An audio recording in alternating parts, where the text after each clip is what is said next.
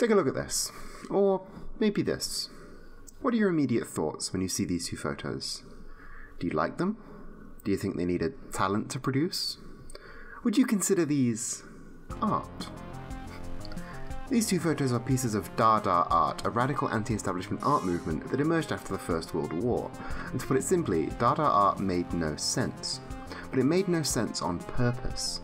Dada artists felt that the First World War called into question every aspect of a society capable of starting and then prolonging it, including its art. So in response to this, they sought to destroy traditional art values and create a whole new kind of art. A kind of art that mocked society's boundaries and tore at its conventions with complete irreverence. They wanted to undermine authority and tradition, empowering the masses and restoring a sense of enchantment to a war-torn world. Marcel Duchamp, one of the most well-known Dadaists, distilled this school of thought into his concept of ready-mades.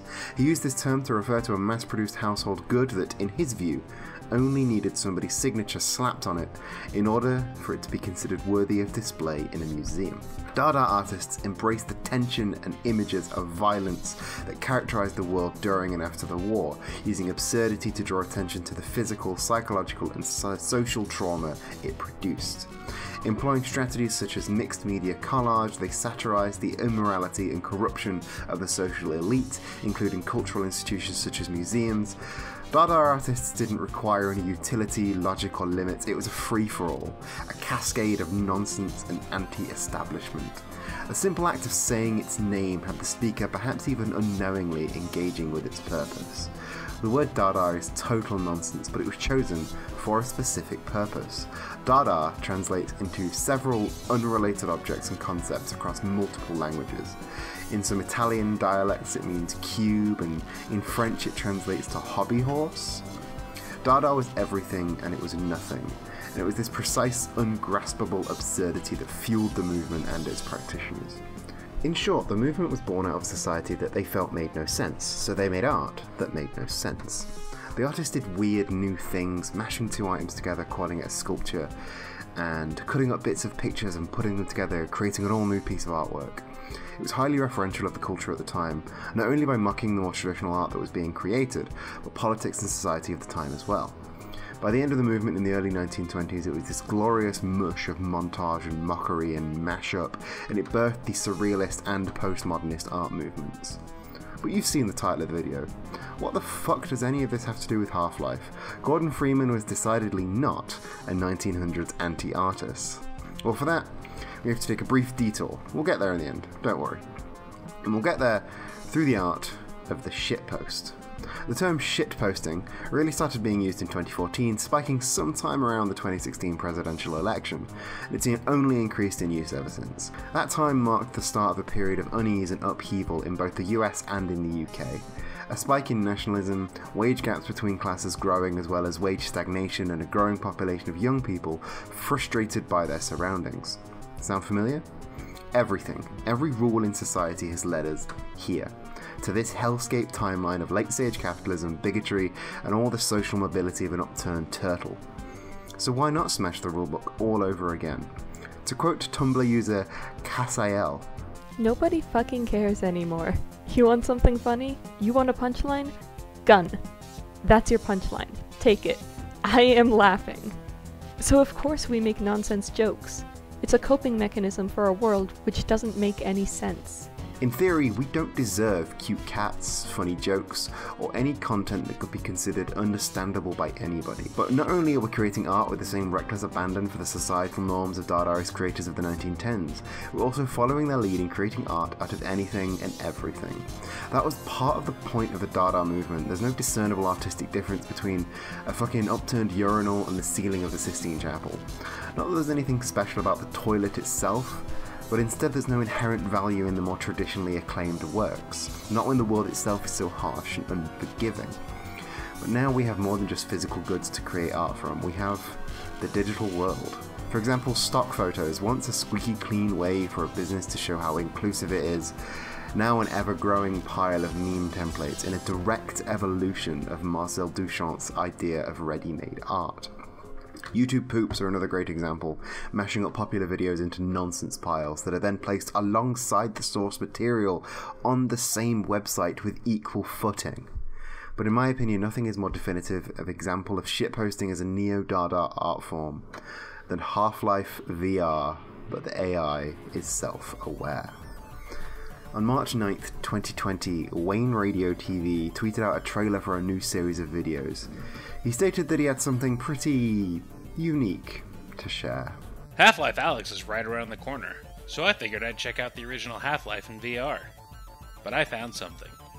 A build with voice recognition, machine learning powered AI for the NPCs. What ensued was the most infuriating run of Half-Life 1 possible. Wayne streamed this playthrough of this peculiar build on his Twitch channel, then uploaded a cut-down version to his YouTube channel. The series featured Wayne voicing the series protagonist Gordon Freeman as he aids 4 NPC characters through Black Mesa to safety. The main recurring characters are the 2 scientists, Dr. Coomer and Dr. Bubby, Tommy, a childlike man, and Brynnie, the security guard who insists on checking for passports.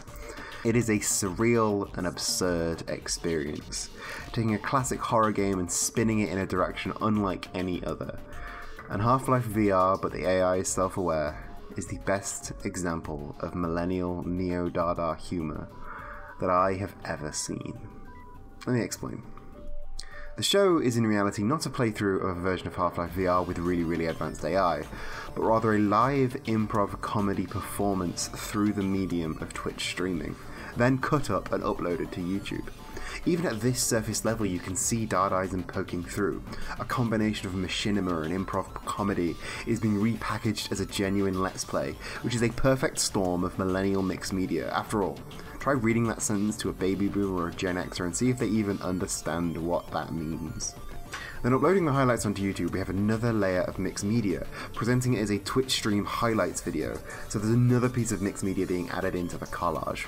As the Dada practitioners combined popular art forms at the time, the team behind this show have created an absurdist masterpiece out of constituent parts of the most popular forms of media for this generation. Only instead of using cutouts from magazines, we have an overlaid Twitch chat and jump cuts that make no sense other than to cut out unnecessary or unfunny stream moments. But let's talk about the presentation of the piece and how, well, messy it is. The Dadaist practitioners disregarded the rules of presentation and structure as they were unnecessary rules that held the artists back. And in a similar way, Half-Life VR has thrown off some of those same rules and has managed to excel because of it. NPC characters such as Brynnie and Dr. Coomer get subtitles so you can more clearly understand them, but the subtitles are in no way standardized, being placed just near the character's head or sometimes scrolling across the entire screen for comedic effect. They all appear in different fonts and colours, with Brynnie's subtitles having a glow that no designer would deem good, but it doesn't matter, we're past the point of design rules mattering. We mentioned previously that the Twitch chat stays on screen, which other creators may deem as unprofessional and messy, but it's there, and sometimes even messily blurred out when there was unfortunately transphobia in the chat. But that doesn't take away from the atmosphere of anything, and if anything just adds to the surreal nature of this piece. But let's look a little closer beyond the presentation and into the script, specifically that of Dr. Coomer. Dr. Coomer is in my opinion the best character in the show, as he seamlessly deconstructs so much of popular culture, specifically within the sphere of modern video gaming. He'll sometimes arbitrarily stop talking mid-sentence, snapping back to his original, "Hello, Gordon!" Or sometimes instead of that he simply says like, "Gordon, I'm tired," or "hungry," or "thirsty." He'll start talking about play coins, a premium currency that can be exchanged for shortcuts or healing or secret help. Dr. Coomer's speech, and the speech of other characters, is full of things like this that jab at modern culture, that highlight and deconstruct the problems in the genres that they attack. His self-interruptions for when he has a problem, reminding the player that they need to stop the advancement of the story and help these NPCs. We see the disillusionment that players have in companion quests in video games, them themselves being pale imitations of looking after people in real life. And needless to say, play coins aren't real in the world of Half-Life, but if these games were released today, I wouldn't doubt their existence. Given the overabundance of premium currencies and microtransactions we have today, fuck it, play coins in Half-Life, who cares anymore?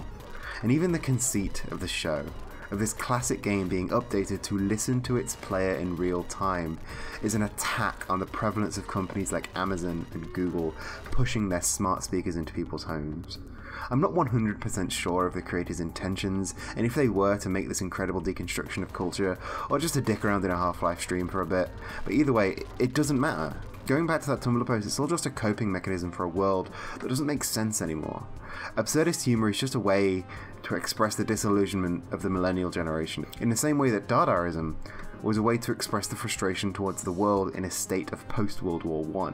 Going with this line of thought, can absurdist humor or even shitposting be classified as a movement, let alone an art movement? I mean, to be a movement, it's gotta, well, move from place to place, spreading nationally or even globally in a culturally impactful way, and shitposting is definitely moving. Only instead of moving through cities and through art galleries, it's moving through social media and through Discord servers. The internet has served as the primary medium throughout which absurdist humour can be distributed, due to the very structure of the internet itself allowing for easy sharing and spreading through borders and platforms. I mean, could you think of any other video platform that would greenlight a surrealist sitcom hidden in a fake let's play of a 22-year-old video game? Despite seeming like silly, fake-out improv comedy, the show is a biting satire of the world millennials live in. Well, the world makes no sense, and neither does the art. And the great thing about that is, I don't have to make a coherent ending.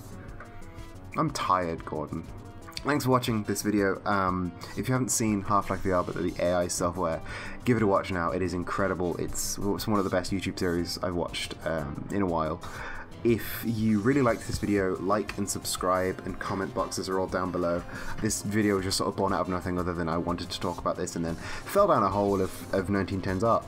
If you really liked this video and you want to see more of this kind of thing, check out my Patreon. My Patreon is a lovely way to support me and all the things that I do, not just this kind of video, but the non-binary video essays and the Twitch streams and the pub quiz that we did the other day, and all of that.